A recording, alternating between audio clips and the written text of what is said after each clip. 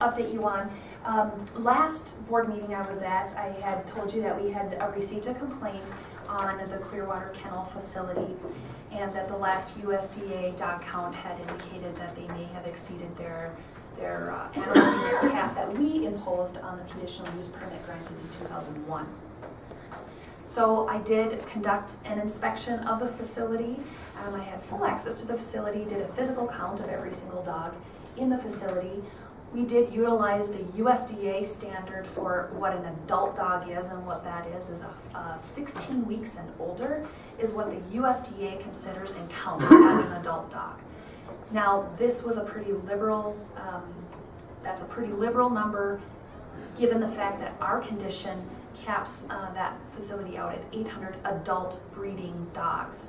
16-week-old dogs generally are not ready to breed or are bred because they're just simply not ready to do that. So anyway, that was a very conservative number and count that we had.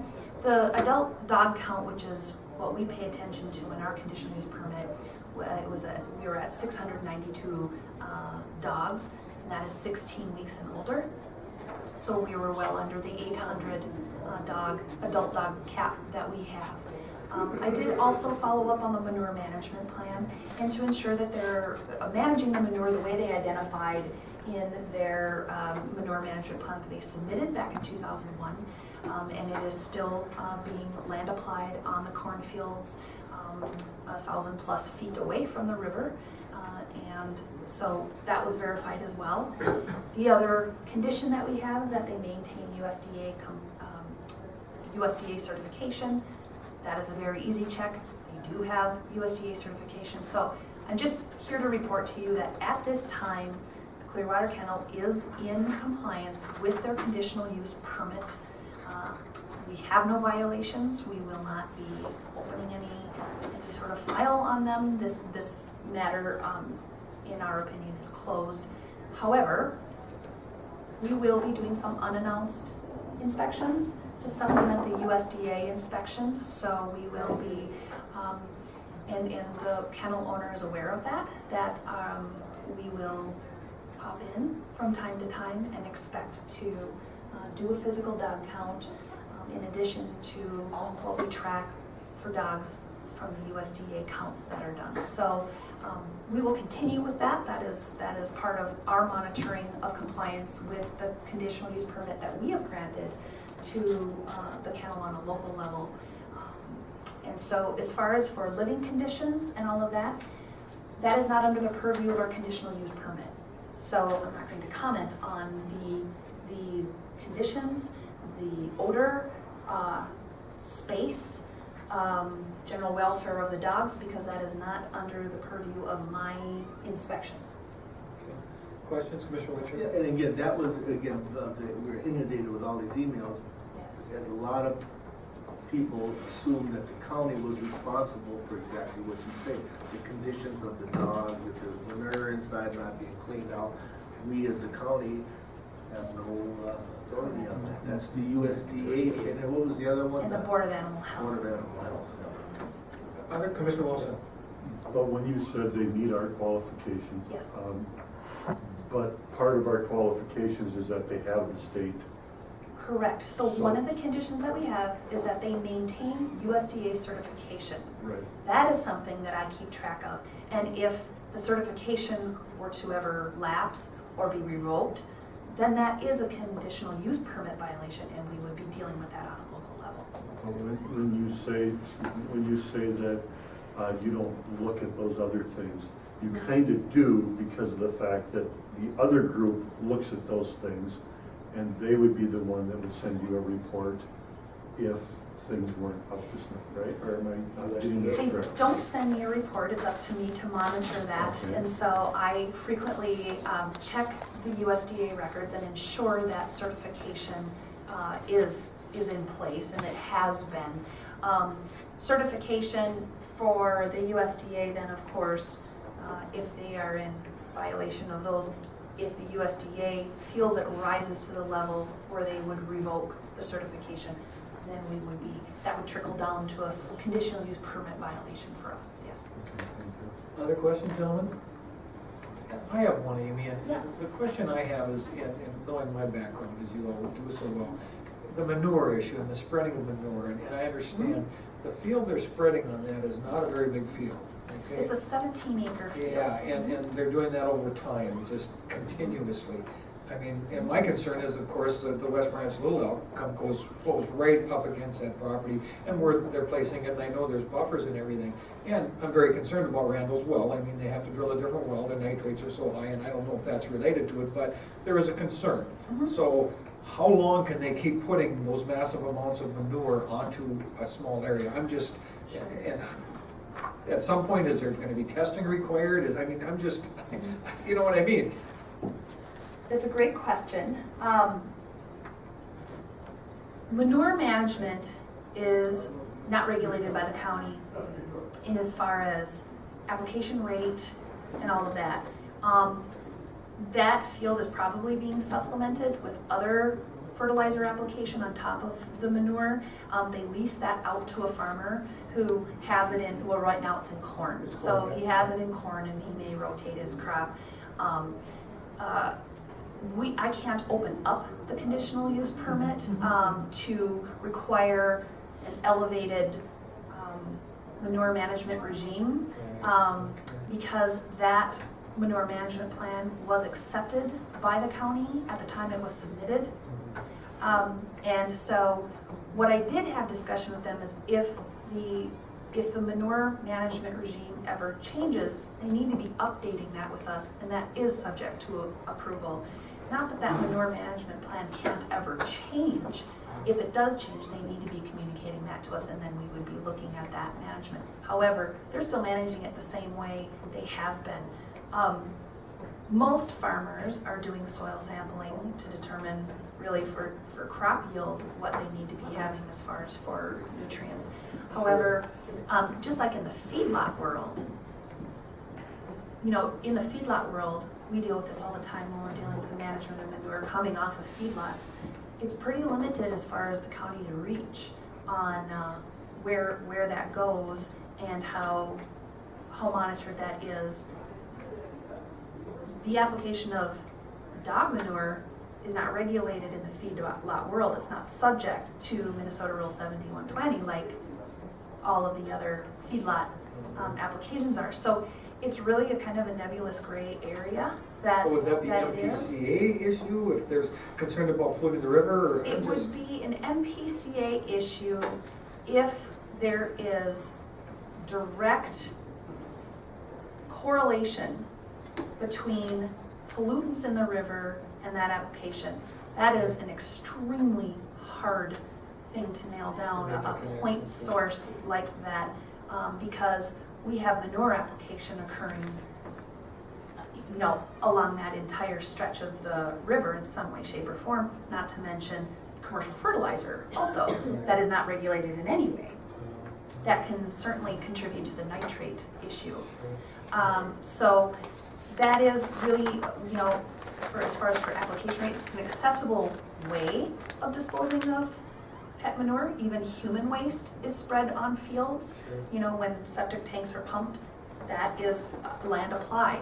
So it's really an acceptable practice for every form of waste, including human waste.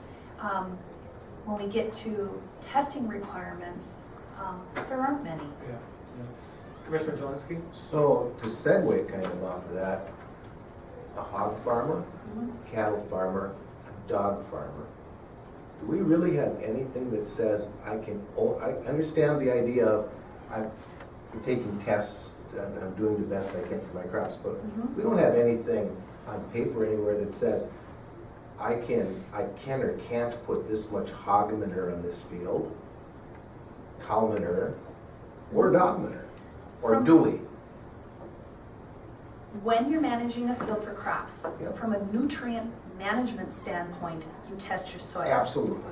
There is, and in the feedlot world, we do have setbacks as far as you need to be set back from a body of water Yep. and all of that. And you need to be applying at a rate, and this is really we see this more for liquid manure. We're dealing with solids Yeah. now, we're not dealing with liquid manure. but you need to be applying at a rate where it's not leaving, running off and leaving the field. We don't have that issue with a solid manure. And so, like chicken manure, you can stockpile it, you can land apply it, and then you need to meet the setbacks when you are applying it. However, there is no testing requirement as far as for prior to land applying it, that it meets a certain threshold for anything, and in every facet of manure management, that does not. But I understand the theory of testing to get the best crop management. Correct. What if I don't understand or don't care, and I just blacken my field with manure? Mhm. There's no regulation that says I can't. I'm crazy for doing it that way, but there's no regulation, whether it's hog manure, dog manure, cow manure. Am I right? As far as I'm aware, under our purview, there is Okay. not any Very good. requirement. If I may, Commissioner Winchell? anybody that farms land, they're not gonna do that. Exactly, Because right. It's considered a resource, it's Well, it is, considered but a again, commodity. if this person that's renting the land that has the dog manure on it, if there's too much nitrates, and they're gonna quit that because they're not gonna do that. Absolutely. Because they want the best, because it could burn their crops, so that just doesn't happen in the real world unless you are a farmer that goes, because basically you're throwing your money away. If Yeah. you put Yeah. corn on it, Yeah. it's gonna burn up, and, Yeah. so people don't realize that these farmers are pretty smart out there, and they know how to get the best. So, in case what's dog manure, chicken, whatever, they're not gonna over apply it. Exactly. Well, but the issue is not applying it or over applying, the issue is getting rid of some, in this case. You see what I'm saying? So the issue is, sure, they've got a farmer coming in to farm it, he's testing it to get the best he can. But the other part of that is, if things increase or don't, or if it runs off into the river or whatever the issue is, the business is the primary issue from that perspective, so that concerns me. But the point would be, if I'm the one that's Renting it, renting it, and all of a sudden they're putting too much dog in there, I'm gonna say, hey, we're gonna stop this, or else I'm not gonna rent it anymore. So, my guess is that it's not, again, other than the runoff, that there is some there, but as far as applying And it. I just don't to think so. give you some perspective, when the crops are on the field, so that's probably May-ish until October or so, they stockpile the manure that comes out of the kennel because they can't put it on the field, so there's a stockpile there. And then when the crop comes off, then that gets land applied and spread. And then during the summer months, then when they clean out the kennel, they're putting that on the field to be worked in. So I was there while there's a stockpile. in the winter months, you meant, they're putting it on. Correct. In summer, the It'll crops get, on there, yep, so I was there when they're stockpiling, because there's corn on the field right now. So to give you an idea of the volume, I think people are thinking this is massive amounts of volume. It's actually a relatively, I was taller than the pile. It's quite small and it Oh, okay. composts down.